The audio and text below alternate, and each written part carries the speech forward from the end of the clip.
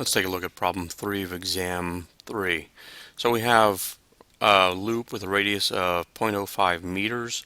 It's in a magnetic field that's pointing out of the page. Right? It's pointing out of the page. So the magnitude of the magnetic field varies in time as B equals 10t.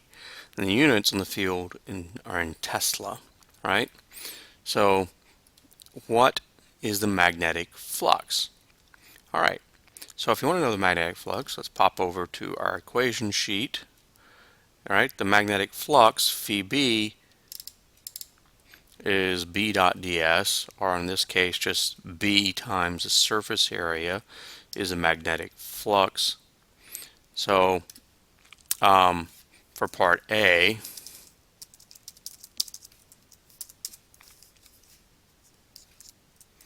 phi B is just the magnetic field times the area, which is just the area is pi times 0.05 meters squared, and the magnetic field is 10t, and that the units on that would be Tesla, right? And so 0.05 squared equals pi times 0.05 squared times 10. So we can write this as 0.07854 t. 0.07854 times time, with our units being meter squared Tesla. That's the flux. Part B. What is the induced EMF?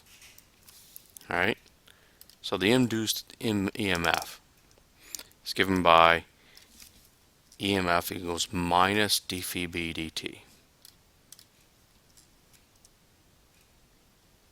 All right. Minus, okay, so minus minus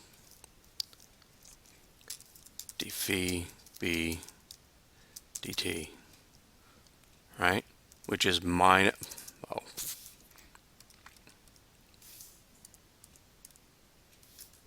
right, minus d dt of 0.07854 t. And again, our units are still meters squared Tesla. All right. So what then is that derivative? Well, it's just derivative of t, ddt of t.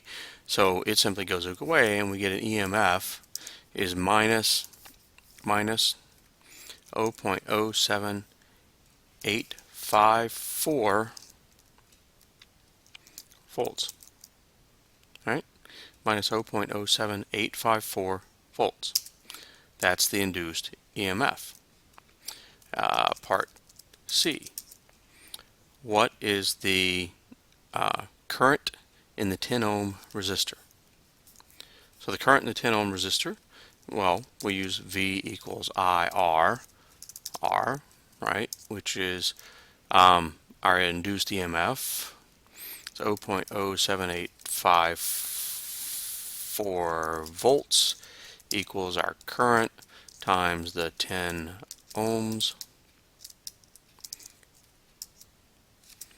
So that gives us current is 0.07864 amps, which is 7.9 milliamps, we'll call it. 7.9 milliamps is our current.